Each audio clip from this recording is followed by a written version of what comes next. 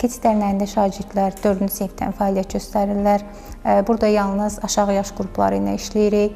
Burada biz şagirdlərə kodlamanın, mühəndisliyin, dizaynın, proqramlaşdırmanın, legolarla işləyirlər, robotexnikanın əsaslarını öyrədirik.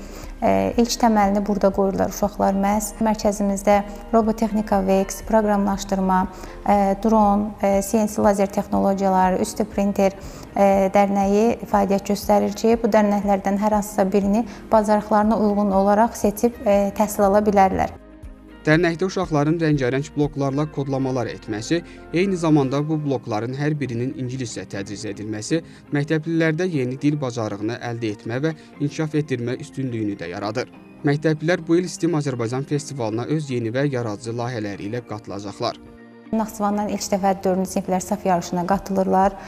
Bu il inşallah Rolling Minds kateqoriyası üzərində şagirdlərimiz 4-cü siniflər Kuboro təlimi keçirlər və bu mövzu üzərində də yarışa qatılacaqlar. Var gücləri ilə hazırlaşırlar. Tətil müddətində də şagirdlər davamlı olaraq mərkəzə gəliblər və bu təlimlərlə məşğul olublar. İnşallah ki, noyabr ayında keçirilən yarışda uğur əldə edəcəyimizə inanırıq. STEAM yönümlü tədris innovativ düşüncəli və yaradıcı gənclərin yetişməsinə zəmin yaradır.